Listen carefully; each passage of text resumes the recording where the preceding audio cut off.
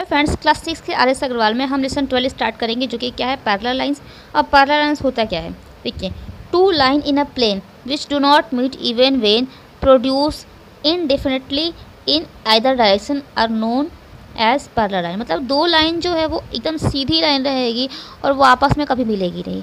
जैसे क्या होता है, रेलवे लाइन होता है। रेलवे लाइन कभी भी आप उसको कितना भी वो एक्सटेंड देखिए, वो एक तो पहले बराबर उसकी डिस्टेंस रहती है, ठीक है, और वो आपस में कभी भी मिलती नहीं। यहाँ पे देखिए कुछ एग्जांपल भी दिए हैं। यहाँ देखिए जैसे ब्लैक बोर्ड है, ये इसका ये क्या है, पैरेलल है। ये कितना, ये डिस्टेंस इसका बराबर है, यहाँ से ये जो भी डिस्टेंस इसका है ये बराबर है, और ये बढ़ेगा तो कभी आपस में मैच नहीं करेगा। या फिर ये देखिए, ये वाली जो लाइन है वो ये वाली लाइन, ये क्या है, इसका ये पैरेलल है, ये भी क्या होगा, आपस में कभी मैच नहीं करेगा। स्केल का देख लीजिए, यहाँ पे स्केल का भी दिया हुआ है, ये डिस्टेंस इसका बराबर रहेगा और ये आपस में कभी मिलेगा नहीं। और ये आपका जो है रेलवे ट्रैक का वो दिया हुआ है, ठीक है। अब आते हैं हम एक्सरसाइज की तरफ। एक्सरसाइज में देखिए पहला आपका क्वेश्चन दिया है, in the figure of table given below name the pair of parallel edge of the top.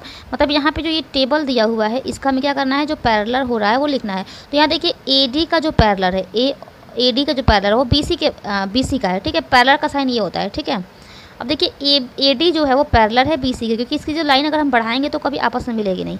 तो एडी पैरेलल क्या हो जाएगा, बीसी हो जाएगा। उसी तरह यहाँ पे देखिए एबी है, एबी और जो सीडी है इसका भी जो ये इसके पैरेलल में है, ठीक है, और ये जो है वो इसके पैरेलल में है, इसके, क्योंकि ये भी जब आपस में बढ़ाएंगे तो ये आपस में कभी मतलब मिलेगा नहीं, ठीक है। तो क्या हो जाएगा यहाँ पे एबी पैरेलल सीडी, ठीक है। मैं यहाँ पे साइड में लिख भी दी हूँ। सेकंड क्वेश्चन देखिए, लिखा है name the group of all possible parallel edge of the box which figure is below given so below. यहाँ पे एक फिगर दिया हुआ है, ठीक है, बॉक्स का। अब यहाँ पे जितने भी ग्रुप बन सकते हैं पैरेलल के, जितनी पॉसिबिलिटी है वहाँ हमें लिखना है। तो यहाँ देखिए सबसे पहले ये देखिए, ये रहा एडी, ठीक है, ये इसके पैरेलल है, ये जी इसके पैरेलल है, ये आपस में कभी मिलेगा नहीं। बीसी भी है इसी के पैरेलल में और एफ भी है इसी के पैरेलल में। तो ये चारों क्या हैं, आपस में पैरेलल है। देखिए मैं लिखी हुई हूँ, AD parallel, GH parallel, BC parallel, EF, ठीक है। अब दूसरा देखिए एबी, ये एबी, ठीक है, ये वाला ध्यान दीजिएगा, जहाँ बता रही हूँ सबको वही देखना है। एडी देखिए, फिर डीसी देखिए, फिर जीएफ देखिए और एचई देखिए। ये क्या है, ये आपस में ये चारों पैरेलल है, ग्रुप है, ठीक है। तो इसका क्या हो जाएगा, AB parallel, DC parallel, GF parallel और एचई पैरेलल। देखिए यहाँ पे लिखी भी हूँ। अब दूसरा देख लीजिए, एक ये वाला AH parallel, DG parallel, BE parallel और सीएफ पैरेलल। ये भी चारों क्या है, आपस में ग्रुप में ये पैरेलल हो रहे हैं। तो यहाँ पे मैं लिख रही हूँ एएच पैरेलल बीई, ठीक है। फिर बीई पैरेलल क्या हो जाएगा, डीजी, और डीजी पैरेलल क्या हो जाएगा, सीएफ। यहाँ पे लिखी हुई हूँ, होप आपको समझ में आ रहा होगा, ठीक है। अब थर्ड क्वेश्चन देखिए, यहाँ पे लिखा है identify parallel line segment in each of the figures given below. अब यहाँ पे फिगर दिया हुआ है, इसमें जो पैरेलल हो रहा है हम उसको नाम लिखना है। तो देखिए ये तो आपस में पैरेलल तो होने से रहा, क्योंकि देखिए यहीं पे ये क्रॉस हो गया है, ठीक है। लेकिन ये देखिए ये पैरेलल हो रहा है, ठीक है। डीई जो है वो पैरेलल है बीसी के, तो डीई पैरेलल बीसी मैंने यहाँ पे लिख दिया हुआ है। इसमें देखिए ये डीसी पैरेलल है एबी के और एडी पैरेलल है बीसी के। तो यहाँ पे देखिए लिखी भी हूँ, एबी पैरेलल डीसी और एडी पैरेलल बीसी। उसी तरह यहाँ पे देखिए सेम है, डीसी पैरेलल है एबी के और एडी पैरेलल है बीसी के। तो यहाँ पे देखिए लिखी हूँ एबी पैरेलल डीसी और एडी पैरेलल बीसी। इसमें देख लीजिए, इसमें यहाँ पे देखिए एलएम पैरेलल है किसके, आरक्यू के, लिखी हुई हूँ। फिर उसके बाद देखिए ये जो है एसआर चाहे आरएस देख लीजिए, ये जो है वो इसके पैरेलल में है, पीएम के पैरेलल में है, और जो एसएल है वो पीक्यू के पैरेलल में है। साइड में सारा लिखी हूँ। ये वाला क्वेश्चन देखिए, इसमें देखिए यहाँ पे जो आपका एबी है, एबी पैरेलल है डीसी के, ठीक है। फिर एबी पैरेलल है इसके भी, ईएफ के भी पैरेलल है, क्योंकि ये भी बढ़ाएंगे आपस में तो नहीं मिलेगा, ठीक है। तो एबी पैरेलल है डीसी के भी और ईएफ के भी, ठीक है। फिर डीसी पैरेलल है ईएफ के, मतलब ये इसके पैरेलल में है और इसके पैरेलल में है, ये आपस में तीनों क्या है, पैरेलल है। तो देखिए AB parallel DC, AB parallel DC, फिर एबी पैरेलल ईएफ, फिर डीसी पैरेलल ईएफ। अब इस तरह देखिए एसी जो पैरेलल है वो बीडी के पैरेलल है, तो यहाँ पे हो जाएगा एसी पैरेलल बीडी, और उसके बाद देखिए सीई पैरेलल होगा डीएफ के। यहाँ पे साइड में लिखी हूँ। इसमें देखिए लिखा है find the distance between the parallel line L and am using a set square. हमें यहाँ पे इन दोनों के बीच में क्या निकालना है, इसका डिस्टेंस निकालना है, और वो भी क्या यूज करके, हमें यूज करना है सेट स्क्वायर। ठीक है, कैसे देखिए यहाँ पे दिया हुआ है, जो भी आपका लेंथ है यहाँ पे उसके नीचे ये स्केल रखना है और इसके ऊपर ये जो सेट स्क्वायर रखना है और देखना है कि ये वाली लेंथ जो है वो कहाँ पे आ रही है। तो ऐसे हमको इसको नापना है। ठीक है, तो यहाँ पे इसको हम ऐसे ही नापेंगे, ये यहाँ पे ऐसे रखेंगे ऐसे। ठीक है, और ये सेट स्क्वायर से हम इसको नापेंगे ऐसे करके, ऐसे करके नापेंगे। ठीक है, ऐसे करके। तो अब देखिए इसको हमें नीड नहीं है तो मैं इसको हटा दे रही हूँ, लेकिन यहाँ पे तो बताया है ऐसे ही, तो मैं क्या कर ले रही हूँ, बस मैं इसी से इसके स्केल से भी इसको नाप सकते हैं। देखिए स्केल से भी नापेंगे, यहाँ पे 2-3 जगह नाप ले रहे हैं कि दोनों का डिस्टेंस सेम आ रहा है कि नहीं। देखिए यहाँ से इसको नाप रहे हैं तो यहाँ पे देखिए ये 1 तक गया, फिर यहाँ 1 2 3 1.3 तक आ रहा है। ठीक है, थोड़ा सा आगे और बढ़ाते हैं,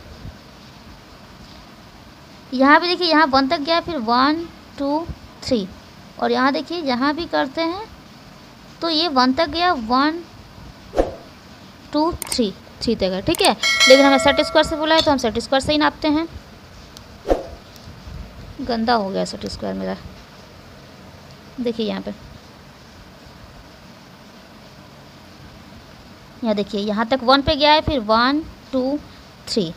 ठीक है, थोड़ा सा इसको और हम अगर आगे करके भी देख लें तो भी देखिए यहाँ पे 1 तक गया, 1 2 3। ये जो नीचे की लाइन है ये ध्यान से आपको सही से स्केल रखना पड़ेगा। तो जो इसका जो इन दोनों के बीच का जो डिस्टेंस आ रहा है वो क्या है, 1.3 इसका डिस्टेंस आ रहा है। इसका डिस्टेंस चेक कर लेते हैं।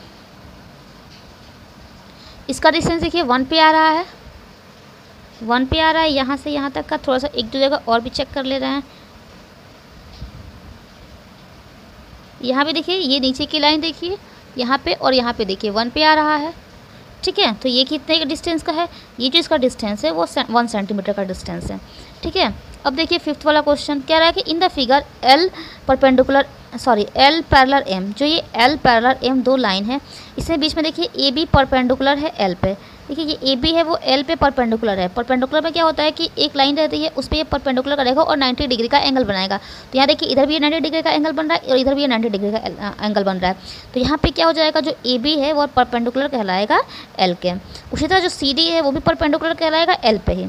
ठीक है, तो यहाँ पे ए बी की लेंथ दे दी है 2.3, इसकी लेंथ दे दी है 2.3, तो हमें सी डी की लेंथ हमें निकालनी है। तो अब देखिए अगर पैरेलल जो लाइन है तो उसमें हम कहीं भी हम डिस्टेंस में नापेंगे तो जो उसका डिस्टेंस वो बराबर ही आता है। मतलब जो ए बी का जो डिस्टेंस होगा वहीं सी डी का भी डिस्टेंस होगा।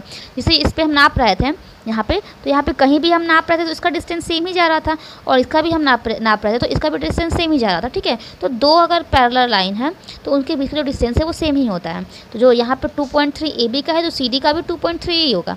तो हम लिखेंगे कैसे, मैं यहाँ पे लिखी हूँ at point A B is perpendicular between L and M. A B जो है वो एल और एम पे क्या है, परपेंडिकुलर है। ठीक है, उसी तरह जो एट पॉइंट सी पे देखिए सी डी क्या है, वो भी परपेंडिकुलर है between L and M, L और एम के बीच में परपेंडिकुलर है। तो इसलिए देन क्या हो जाएगा, ए बी इक्वल टू क्या हो जाएगा, C D. A B equal to क्या हो जाएगा, सी डी, और जब A B equal to C D हो जाएगा इसलिए सी डी का जो लेंथ होगा वो भी क्या हो जाएगा, 2.3 सेंटीमीटर ही हो जाएगा। ठीक है, 6 नंबर क्वेश्चन देखिए कह रहा है कि in the figure do the segment A B and C D intersect. मतलब यहाँ पे ये दो लाइन दिया हुआ है, 2 लाइन सेगमेंट दिया हुआ है। एक लाइन सेगमेंट दिया है ए बी और दूसरा क्या दिया हुआ है, सी डी।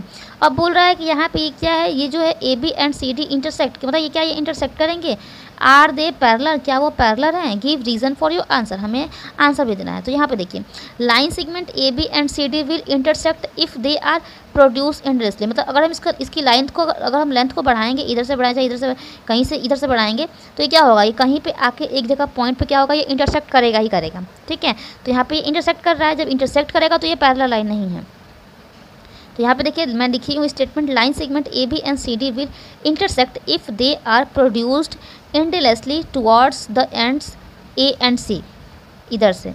ठीक है, रिस्पेक्टिवली। तो इसलिए ये क्या हो जाएगा, they are not parallel to each other. तो ये जो लाइन है वो क्या है, एक दूसरे के पैरेलल नहीं होंगे, क्योंकि ये क्या है, ये आपस में आके कहीं नीचे यहाँ पे कट जा रहे हैं, कहीं मैच कर जा रहे हैं, कहीं टच कर रहे हैं। ठीक है, या फिर आप बोले तो इंटरसेक्ट कर रहे हैं, इसलिए ये जो है वो पैरेलल नहीं होगा। पैरेलल लाइन में क्या होता है, वो जो लाइन है, दो लाइन सेगमेंट है वो आपस में कभी मिलेंगे नहीं।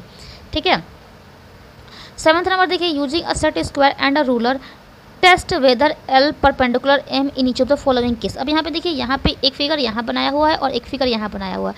अब सेट स्क्वायर और रूलर के हेल्प से हमें क्या पता करना है कि ये जो है वो एल और एम जो है वो आपस में परपेंडिकुलर पैरेलल हैं कि नहीं पैरेलल हैं। तो मैं यहाँ पे एक पॉइंट यहाँ बना ली हूँ और एक पॉइंट यहाँ बना ली हूँ। आप इसमें कई भी सारे पॉइंट बना सकते हैं। और हम क्या करते हैं, इसका डिस्टेंस हम देख ले रहे हैं कि इन दोनों का डिस्टेंस जो है वो क्या आ रहा है। तो यहाँ देखिए, इसका अगर डिस्टेंस नापे तो यहाँ पे ये क्या हो जा रहा है 1, यहाँ तक फिर 1 2 3 1.3 तक आ रहा है।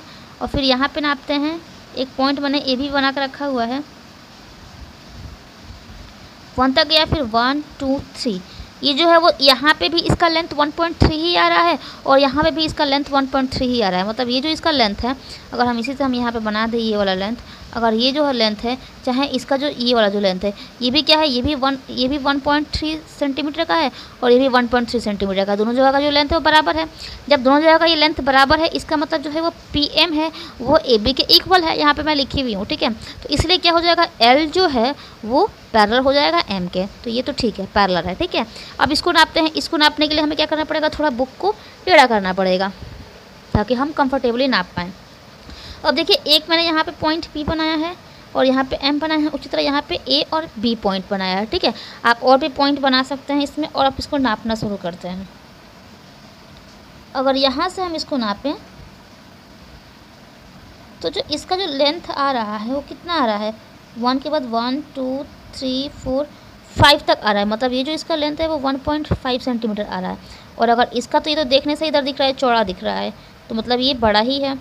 ये देखिए, ये डायरेक्ट 2 पे आ जा रहा है, यहाँ 1 है और यहाँ ये 2 है, तो डायरेक्ट 2 पे आ जा रहा है। तो ये 1.5 है इस ये वाला जो लेंथ है, और ये जो लेंथ है वो क्या है 2 सेंटीमीटर का है।